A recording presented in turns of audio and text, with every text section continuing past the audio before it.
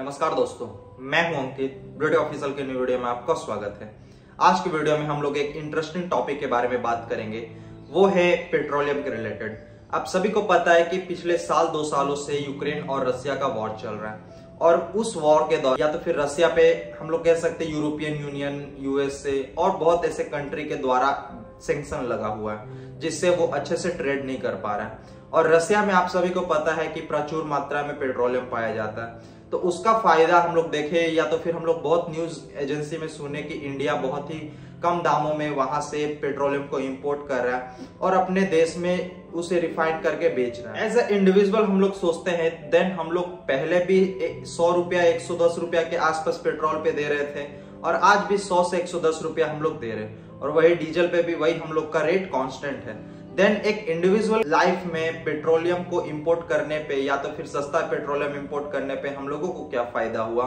या हम लोग को फायदा हुआ ही नहीं, आखिर के इसके पीछे पूरा मांजरा क्या है वो हम लोग डिटेल में समझेंगे। अगर हम लोग पेट्रोल का दाम बोल ले या तो फिर पेट्रोल पर लीटर पे हम लोग को अप्रोक्सीमेटली 100 से लेकर के 105 के बीच देना पड़ता है। यही यूक्रेन रसिया का वॉर से पहले भी हम लोग लगभग 95 to 100 के बीच पेमेंट कर रहे थे पर लीटर के अनुसार। लेकिन यूक्रेन और रसिया के वॉर के कारण यूएसए का यूएसडी सैंक्शन लगने से रसिया एकदम इकोनॉमिक, उनका कह सकते हैं कि बहुत खराब कंडीशन हो गया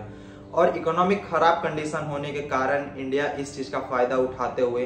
पूरे वर्ल्ड में जहां से भी इंडिया गल्फ कंट्री से पेट्रोल परचेस कर रहा है या क्रूड ऑयल परचेस कर रहा है वो रसिया से बहुत कम दामों में परचेस किया। और कम दामों में परचेस करने के बाद इंडिया में जो पहले लोग लगभग 95 से लेकर के 100 के बीच में परचेस कर रहे थे पर लीटर पे, और उसी चीज को आज भी हम लोग लगभग 100 से 105 के बीच पेमेंट कर रहे हैं। देन हमारे माइंड में हमेशा क्वेश्चन आता है कि अगर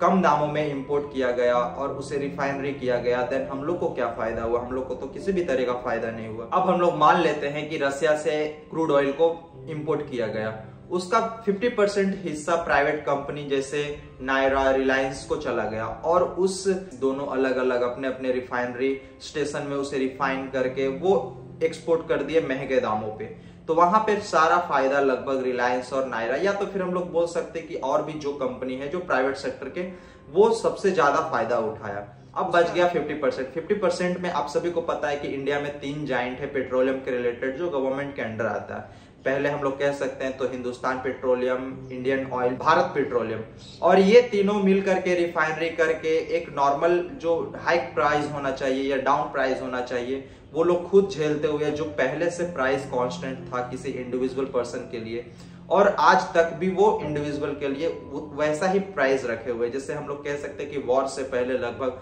95 to 100 के बीच में था और आज भी लगभग 100 से 105 के बीच में ही प्राइस है। देन एट ऑफ एंड ये कह सकते हैं कि अगर रसिया से कम दामों में परचेस किया गया या तो फिर रसिया से महंगे दामों पे परचेस किया गया, अगर कम दामों में परचेस किया गया तो यहाँ पे सारा बेनिफिट या डिस्काउंटेड प्राइस जो बचा प्राइवेट कंपनी या गवर्नमेंट कंपनी को ही बचा और एक इंडिविजुअल पर्सन के लिए वो प्राइस उतना ही पे करना पड़ रहा है जितना वो पहले पे कर रहे थे। और वही हम लोग बोले उसके जस्ट अपोजिट होता, अगर किसी कंट्री से या किसी गल्फ कंट्री से महंगे दामों पे अगर क्रूड ऑयल को परचेस किया गया होता या इंपोर्ट किया गया होता तो उसे प्राइस हाइक में हम लोग देख लेते। अगर हम लोग अभी फिलहाल 100 रुपया में ले रहे थे उसी चीज को हम लोगों को 110 पे करना पड़ता और गवर्नमेंट का जो सेंट्रल टैक्स या तो फिर स्टेट टैक्स या तो फिर वैट टैक्स जो भी लगता है वो तो एज अ कांस्टेंट ही रहता है। तो अगर प्राइस बढ़े तो उसको हम लोग पे करें, अगर प्राइस घटे तो भी हम लोगों को एज अ कांस्टेंट देना ही पड़ता है क्योंकि हम लोगों को किसी भी तरह का और रिलायबिलिटी